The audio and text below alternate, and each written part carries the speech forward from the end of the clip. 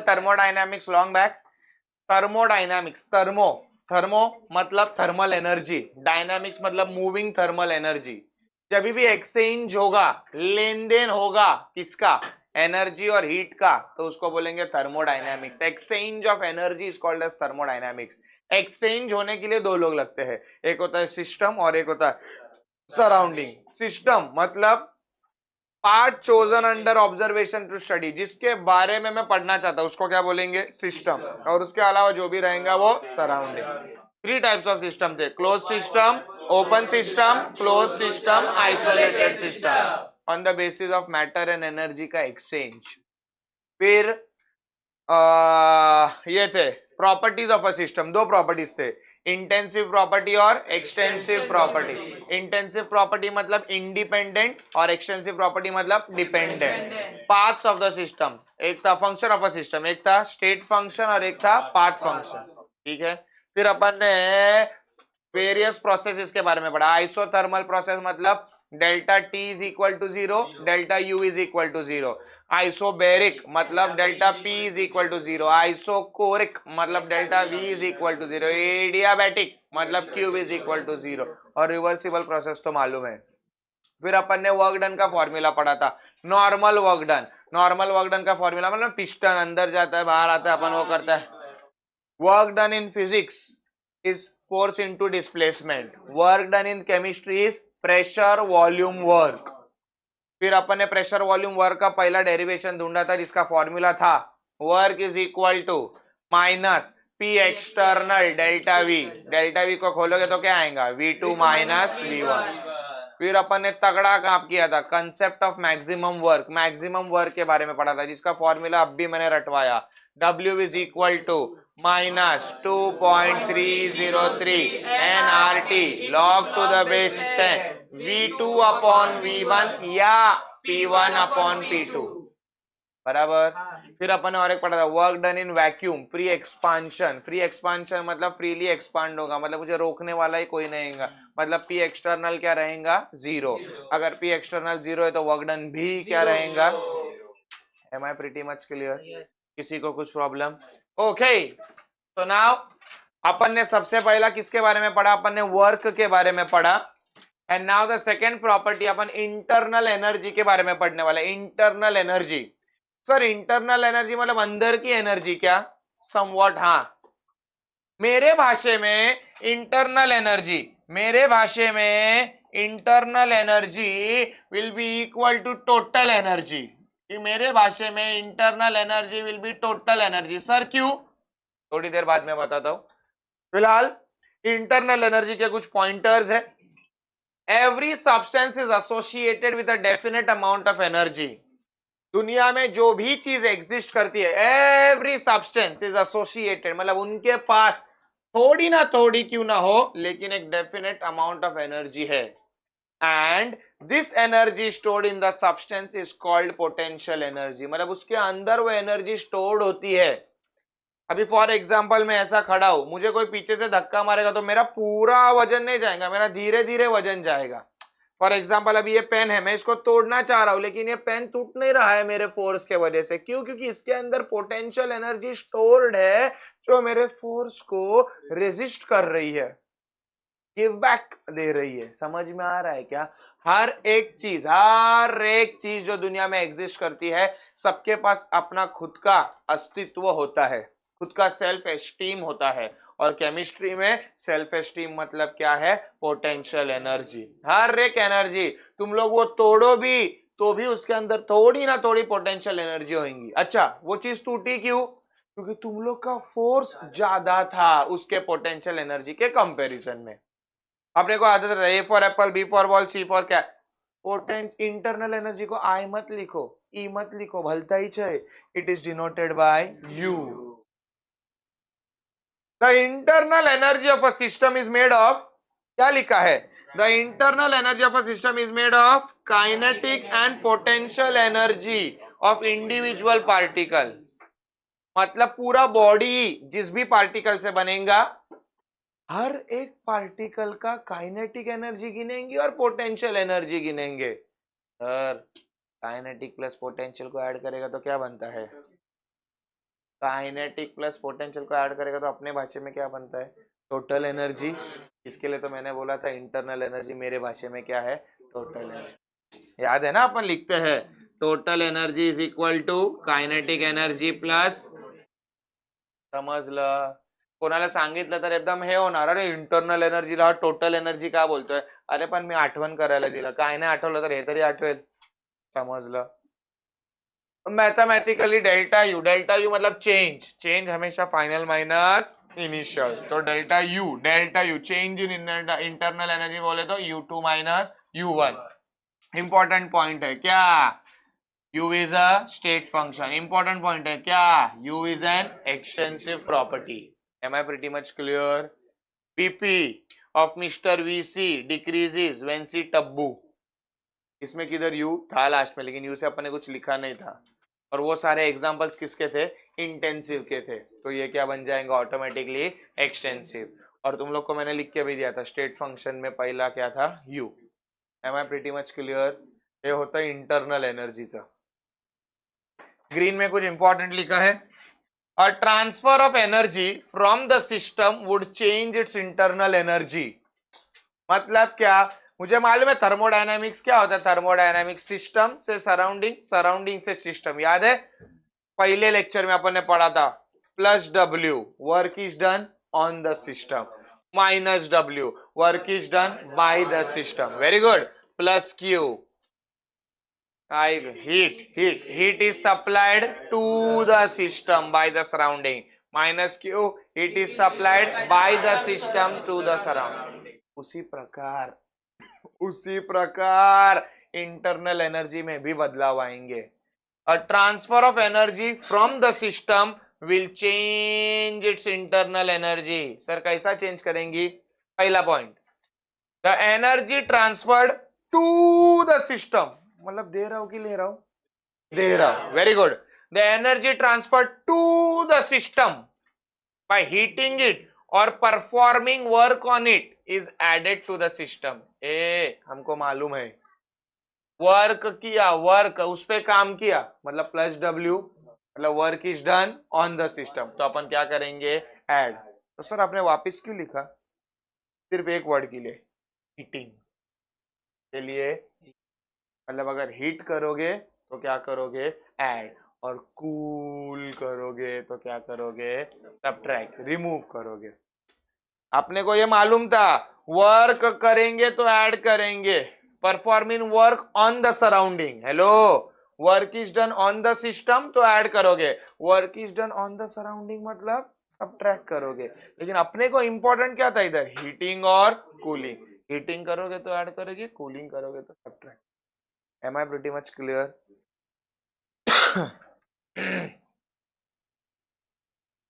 Next, first law of thermodynamics बहुत important है, लेकिन अक्सर पूछते नहीं है। थर्मोडायनामिक्स है ना, थर्मोडायनामिक्स ये तुमको फिजिक्स में भी है और केमिस्ट्री में भी है। गलती से अगर ग्रेजुएशन करोगे ना तो थर्मोडायनामिक्स एक सब्जेक्ट भी है पूरा। इतना बहुत बड़ा, आज कैसा तुम लोग फिजिक्स पढ़ रहे हो एक सब्जेक्ट, वैसा थर्मोडायनामिक्स एक सब्जेक्ट है। इतना बड़ा ब्रांच ऑफ साइंस है। ब्रांच ऑफ केमिस्ट्री नहीं बोल सकते हो, क्योंकि फिजिक्स में भी आता है थर्मोडायनामिक्स। समझ में आ रहा है कि फिजिक्स में फिजिकल एस्पेक्ट्स में है, रेफ्रिजरेटर क्या काम करता है, एसी क्या काम करता है, हीट इंजन क्या करता है, वगैरह वगैरह वगैरह। और इधर अपन केमिस्ट्री के बतौर बात कर रहे हैं। फर्स्ट लॉ ऑफ थर्मोडायनामिक्स, ये कभी कभी एमसीक्यू में पूछते हैं, इसके लिए पहले पॉइंट को इंपॉर्टेंट लिख रहा हूं। पहला पॉइंट क्या बोलता है? First law of thermodynamics is associated with, किससे उसको लेना देना है? Law of conservation of energy. Conservation मतलब बैलेंस, कंजर्वेशन मतलब balance. Energy is balance, energy is balance. ये कभी कभी एमसीक्यू में पूछते हैं। फर्स्ट लॉ ऑफ थर्मोडायनामिक्स किससे एसोसिएटेड है या किसको फॉलो करता है? तो किसको फॉलो करता है? Conservation of energy. किसको फॉलो करता है? Conservation of energy. First law of thermodynamics के ये 3 स्टेटमेंट है। पहला स्टेटमेंट क्या है? Energy of the universe remains constant. पूरे यूनिवर्स, पूरे ब्रह्मांड का एनर्जी कांस्टेंट हो मतलब क्या, एनर्जी का नुकसान ना हो और एनर्जी का फायदा ना हो, बराबर। Second, the total internal energy of an isolated system is constant. वही मैं क्या बोलता हूँ, पहला दूसरा छोड़ दो, तुम लोग तीसरा याद रखो, पूछा भी तो बचपन से रट रहे, क्या है, energy is neither created nor destroyed and can be transferred from one form to. अच्छा फटाफट बोला, क्योंकि अपने को यही चाहता है। मैं क्या बोल रहा हूँ मालूम है क्या, तीनों सेम है, तो खाली कोटा इसका लोड मत लो, डायरेक्ट तीसरा चिपकाओ अगर पूछा तो। तीनों से तीनों मत लिखो, अपने को इतना टाइम नहीं है एक ही लिखने का, ये पॉइंट लिखने का, ये पॉइंट लिखने का और ये पॉइंट लिखने का, खत्म कर दो। इंपॉर्टेंट इंपॉर्टेंट इंपॉर्टेंट, ये समझा क्या? 2 मार्क्स के ऊपर पूछेंगे ना, मैं सब सब तुम लोग को मार्क करके दे रहा हूँ, फिलहाल ध्यान देना इधर। First law of thermodynamics, first law of thermodynamics किससे अपना वजूद रखता है? It is associated with law of conservation of energy. और law of conservation of energy क्या बोलता है? Energy is neither created nor destroyed and can be transferred from one form to. ये एनर्जी का भी लॉ है, थर्मोडायनेमिक्स का भी लॉ है, खत्म कर दो। चलो, फॉर्म्यूलेशन मतलब अपन फर्स्ट लॉ को बनाएंगे, फॉर्मूला बनाएंगे कैसा? तो ये थोड़ा मिर्च मसाला है, इंपॉर्टेंट, मैंने पहला इस लिख के दिया हूं।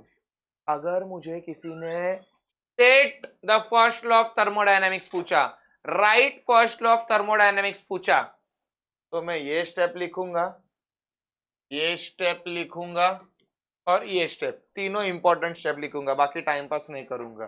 समझ में आ रहा है क्या? Formulation of first law of thermodynamics, first law of thermodynamics बना कैसा?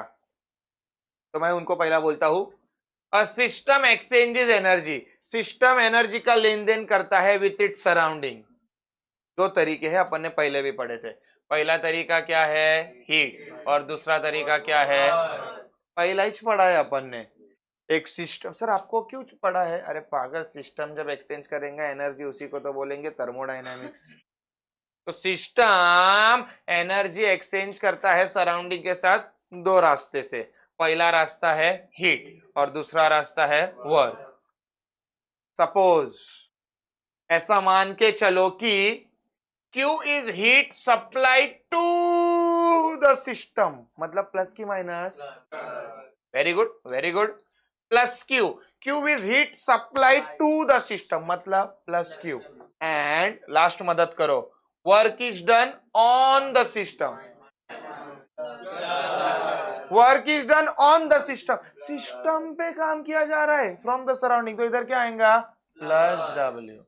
ए Q को ऐड करो, W को ऐड करो, ऑटोमेटिकली क्या मिलेगा? U। Q भी प्लस है, W भी प्लस है, तो U भी क्या होएगा? इसके लिए मैं लिख रहा हूं internal energy also would increase, और इसको लेके ये लॉ बनाया है। समझा क्या? मैंने क्या सपोज किया, पहला मैंने उनको एकदम धीरे धीरे लेके गया, मैं उनको क्या बोला कि आओ सुनो, सिस्टम एक्सचेंज करता है एनर्जी 2 रास्ते से, पहला रास्ता क्या है? हीट, दूसरा रास्ता क्या है? वर्क। फिर मैं उनको बोलता हूं ऐसा मान लो कि Q is heat supplied to the system, मैं Q सप्लाई कर रहा हूं तो plus Q, and work is done on the system, काम भी कर रहा हूं, तो तुम लोग ने क्या बोला? Plus W। तो प्लस Q और plus W, the internal energy would increase. तो सबको एक साथ पैक कर दिया, Q और W, ये दोनों को ऐड करोगे तो डेल्टा U मिल जाएगा, that is internal energy would increase. मैं प्रीटी मच क्लियर, किसी को कुछ प्रॉब्लम? पक्का? याद है अपन ने प्रोसेसेस पढ़े थे और आप भी रिवाइज किया, उस प्रोसेसेस को मैं मॉडिफाई करूंगा। मैं क्या करूंगा? मॉडिफाई। पहिला आपल्याला माहिती होतं काय? आइसोथर्मल प्रोसेस मतलब delta T is equal to 0, delta U is equal to 0, अरे हाँ कि नहीं? बट अभी अपने को फर्स्ट लॉ पता चला है।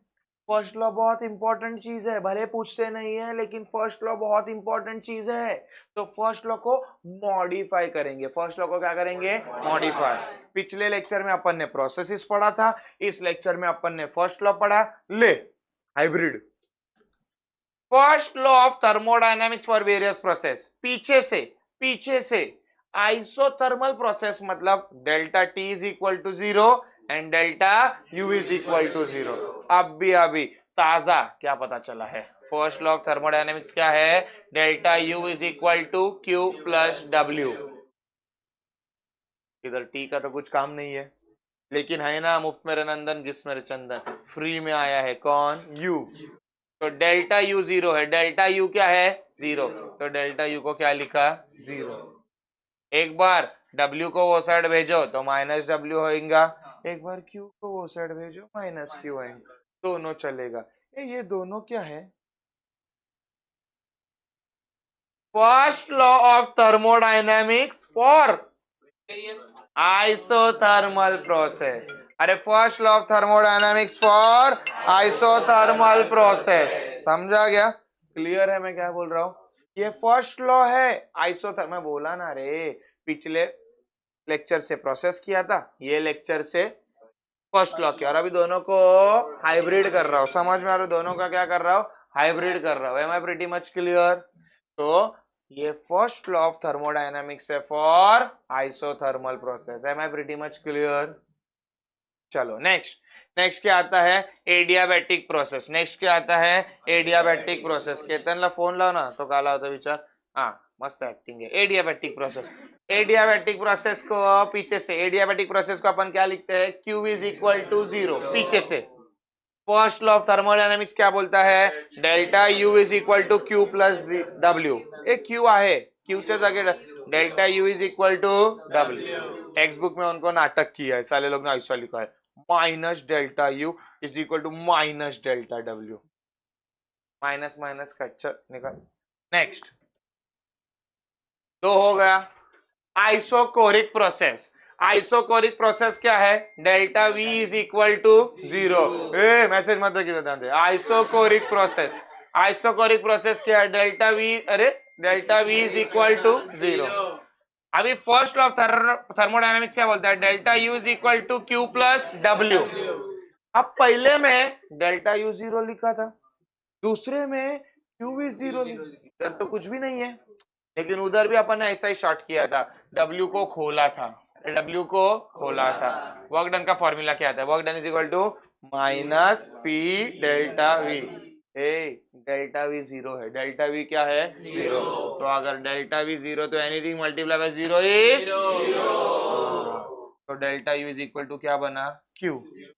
डेल्टा V क्यों लिखा है रे? V QV मालूम है क्या? QV बताओ। Heat at constant volume. QV मालूम है क्या? समझा क्या? Q मतलब हीट, V मतलब एट कांस्टेंट वॉल्यूम। ये समझा क्या? चल नीचे आइसोबैरिक।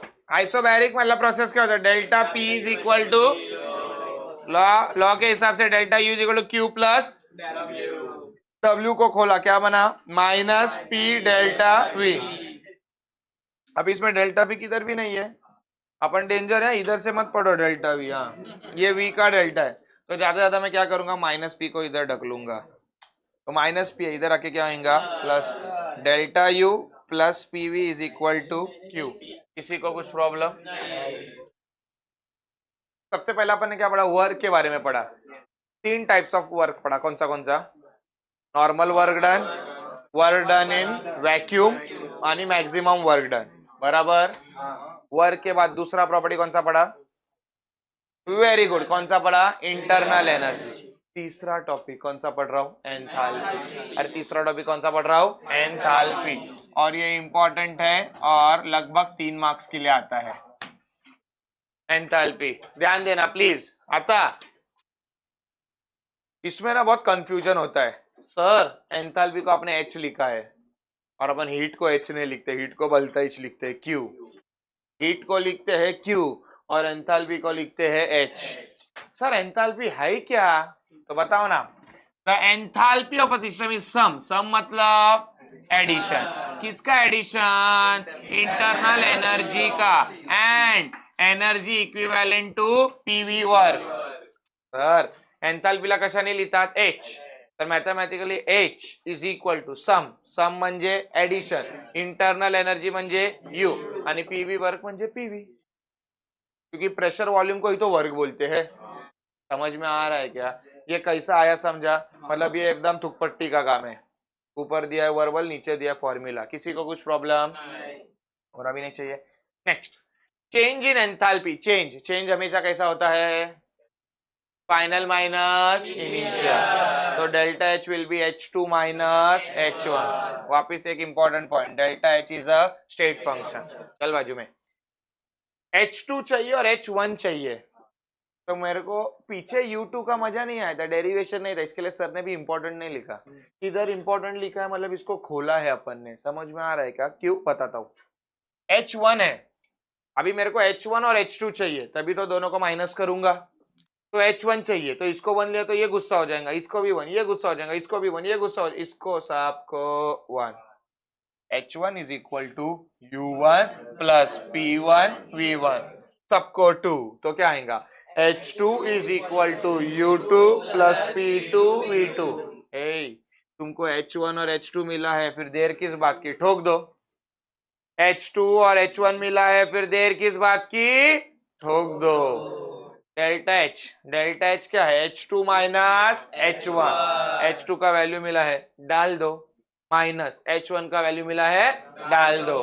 ब्रैकेट खोलो, U2 plus P2 V2 minus U1 minus into plus minus. अपने वाले लोग को एक साइड, उन लोग को एक साइड. U2 और U1 चल एक साइड, P2 और P1 चल दूसरे साइड. मैं क्या बोल रहा हूं? इनको है ना, इनको ब्रैकेट में लेता हूं, इसको भी ब्रैकेट में लेता हूं. चेंज क्या होता है? Change final minus initial. तो ये भी तो फाइनल माइनस इनिशियल है, तो इसको भी चेंज लिखना, डेल्टा यू. क्या क्या? ये भी फाइनल माइनस इनिशियल है, तो इसको एक साथ, साले को क्या लिख ले? पीवी. एक साथ लिखा, एक साथ. हाँ, but for constant pressure. Pressure अगर कांस्टेंट रहेगा तो P1 क्या P2 क्या सब इक्वल टू क्या रहेगा? P. ये डेल्टा मतलब चेंज. लेकिन अभी तो तुम लोग ने बोला प्रेशर क्या है? कांस्टेंट. तो ये P को बाहर निकल, तो क्या आएगा? Delta H is equal to delta U plus P delta V. गाली मत देना, ध्यान दो सिर्फ. H is equal to U plus PV. सबको डेल्टा डेल्टा डेल्टा लगाने के चक्कर में इतना डेरिवेशन किया. ये देखना, H delta H, U delta U, सिर्फ P बाहर है, डेल्टा. ये समझता है? अभी अभी ये इतना इधर तक अगर डेरिवेशन आया तो 2 मार्क्स के लिए पूछते हैं. इधर तक अगर डेरिवेशन आया तो 2 मार्क्स के लिए पूछेंगे, और ये एक स्टेप के लिए 3 मार्क्स का है. और यूजुअली 3 मार्क्स का डेरिवेशन पूछते हैं. अभी देखो मैं क्या लिखता हूं, क्या लिखा हूं? From isobaric process for first law of thermodynamics. और इधर ही रखा हूं आइसोबैरिक प्रोसेस, आइसोबैरिक प्रोसेस. ये फर्स्ट लॉ का ये मालूम है ना? आइसोबैरिक प्रोसेस क्या बोलता है? Q is equal to delta U plus P delta V. Q is equal to delta U plus P. इसका राइट हैंड साइड देखो, delta U plus P delta. इसका राइट हैंड साइड देखो, delta U plus P delta V. From 1 and 2 RHS equal to LHS equal. Therefore delta H is equal to QP. Delta H is equal to major मतलब Q, P मतलब heat at constant pressure. तो इधर क्या आएगा? Heat at constant pressure. ये समझ रहा है? तुम लोग को है ना, तुम लोग को डायरेक्ट आता है. Derive the relation. क्वेश्चन कैसा आता है? बोर्ड पे ध्यान देना. Derive the relation delta H is equal to Q.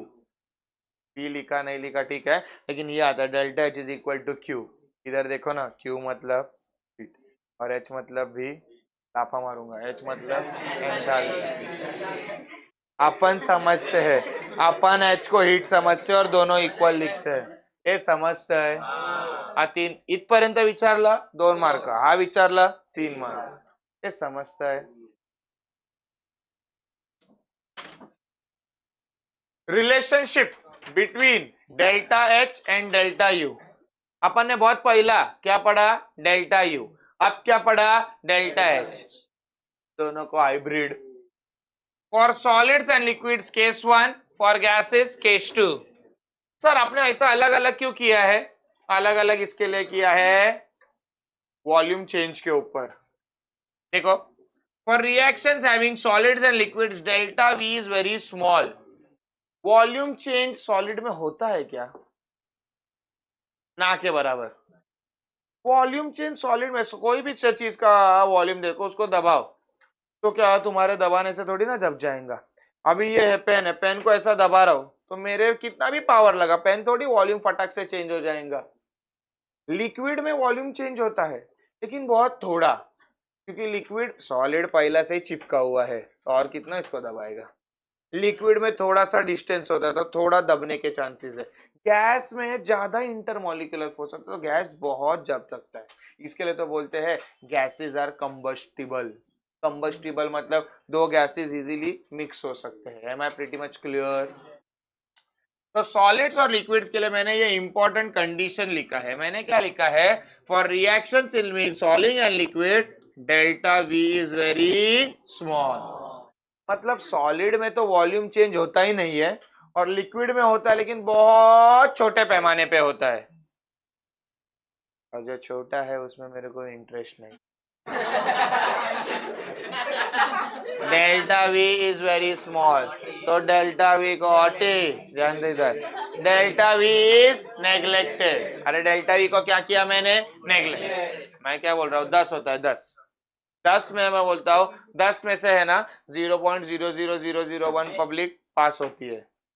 Interest है क्या तुमको? अभी बोल नॉटी, ध्यान दे इधर। ए डेल्टा वी क्या रहेगा? स्मॉल, तो डेल्टा वी को क्या करेंगे? नेग्लेक्ट। ए डेल्टा वी को नेग्लेक्ट करेंगे, पीछे से अपने को फॉर्मूला क्या मिला? Delta H is equal to delta U plus P delta V। Delta V को नेग्लेक्ट करेंगे तो उसके साथ जो है वो भी क्या हो जाएगा? नेग्लेक्ट। तो सॉलिड्स और लिक्विड्स के लिए जो डेल्टा H है वही क्या रहेगा? Delta U। H म्हणजे आणि U म्हणजे, समझ रहा है?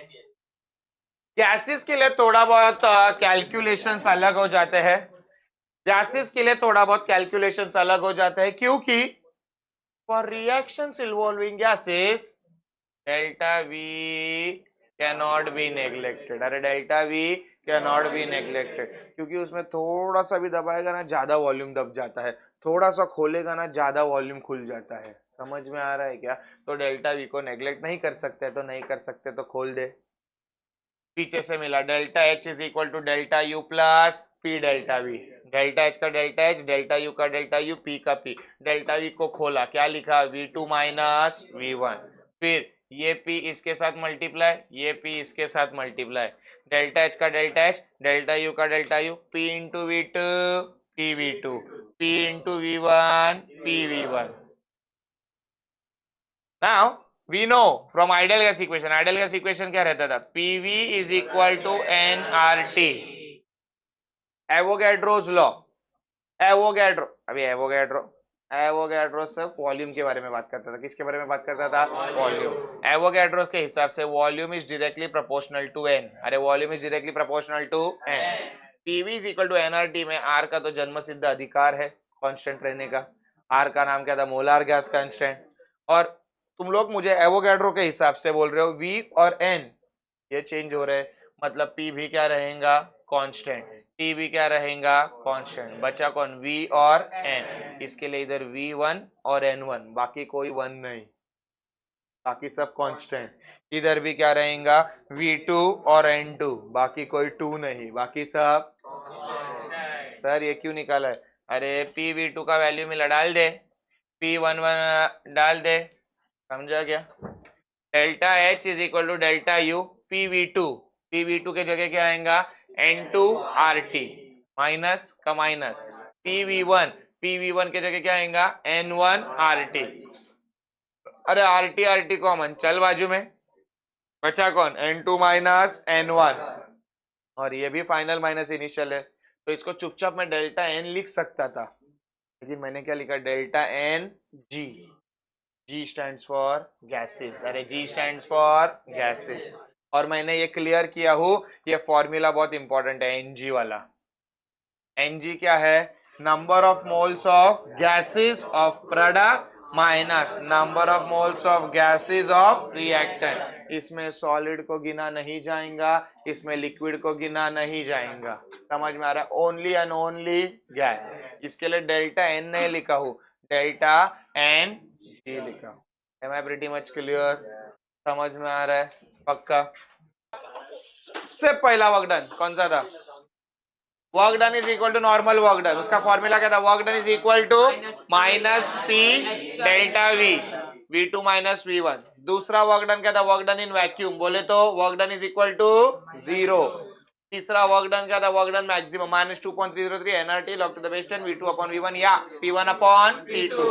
एंड ये लास्ट वर्क डन है, work done in a chemical reaction on the board.